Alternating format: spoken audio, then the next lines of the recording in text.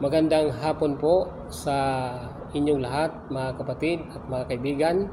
Narito naman po tayo sa magandang balita, Biblia. At binabati ko po mga kapatid, yung ating po mga followers. Salamat po at magandang hapon po sa ating pong lahat.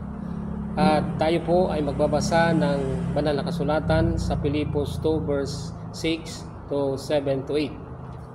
Ang sabi po dito sa nakatala ay na siya, bagamat nasa anyo na Diyos, ay hindi niya itinuring na isang bagay na dapat panghawakan ang pagiging kapantay ng Diyos, kundi hinubaran niya ang kanyang sarili at kinuha ang anyong alipin at naging katulad ng tao. At palibasay na natagpuan sa anyo na tao, siya ay nagpakababa sa kanyang sarili at naging masunurin hanggang sa kamatayan, maging sa kamatayan man sa cross. So mga kapatid at mga kaibigan, ang Panginoong Hesukristo ay nagsacrifice, nagtiis. Tiniis niya ang paghampas sa kanyang likod na puno ng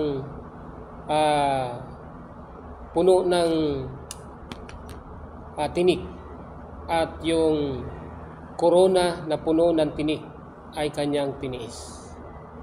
Naghirap siya sa pagtutuya, naghirap siya sa lahat ng bagay, nagdusa siya at pinasan niya ang cross hanggang makarating sa Golgota. At ipinako siya sa cross at siya po ay nakadipa at kanyang tiniis dahil lang po mga kapatid sa atin at sa atin lahat. Ang paghirap ng ating Panginoon Diyos sa cross ay hindi lang po sa akin, kundi sa buong sanglibutan ay nagsacrifice ang Panginoon Diyos. Sino ka man, ano ka mang linalang sa mundong ito, maging Amerikano ka man, Inchi ka man, Negro ka man, anuman ang ating status ng ating buhay, basta tayo po ay nilalang bilang isang tao, ay linigtas po tayo ng Diyos. At gayon din po mga kapatid, sa anuman mga antas na mga reliyon sa mundong ito, ay tayo po ay linigtas ng ating Panginoon. Kaya ang pagiging alipin ng ating Panginoon Diyos para walang magmalaki sa sinuman sa atin ay walang makapantay sa ginawa ni Kristo sa cross.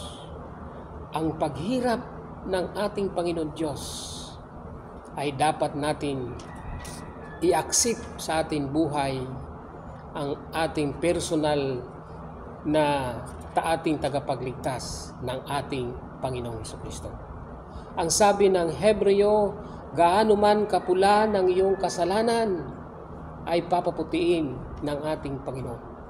Ang sabi ng 1 Juan, narito ang kordero ng Diyos na siyang nag-aalis ng ating kasalanan, at tayo'y lumapit sa Kanya at tayo'y po papatawarin ng ating Panginoon.